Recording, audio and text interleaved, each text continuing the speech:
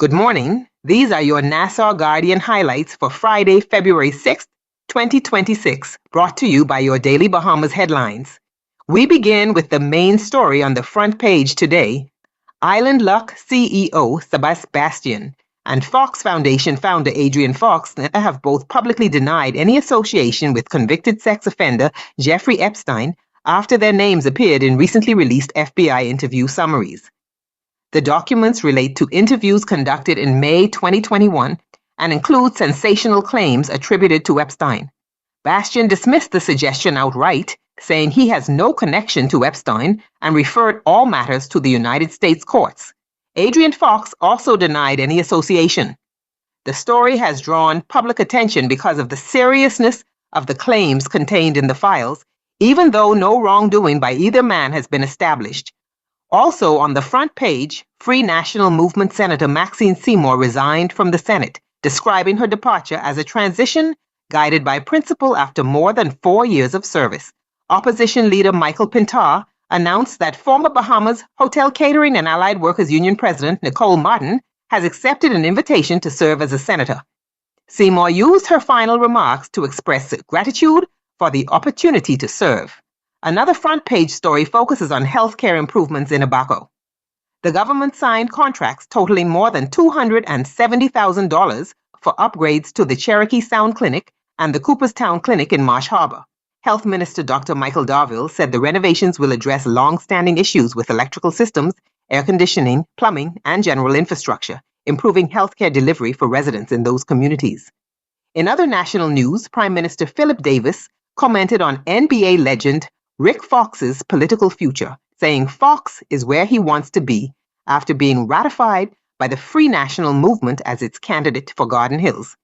In the courts, a murder accused remained silent as his trial continued, while a man charged with killing an intruder in his home was granted emergency bail under strict conditions. Turning to the editorial, the Nassau Guardian reflects on the repeated false starts surrounding the redevelopment of the Grand Lucayan Resort in Grand Bahama. The paper outlines a series of announcements and failed deals under successive administrations and argues that these reversals have damaged public confidence. The editorial urges the government to be transparent and realistic, noting that Grand Bahamians have heard major promises before and deserve to see real progress.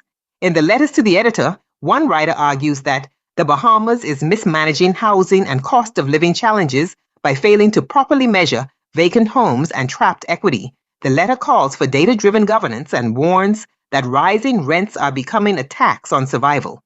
Another letter emphasizes the need to prioritize public health, urging policymakers to treat healthcare planning as a long-term investment rather than a political talking point.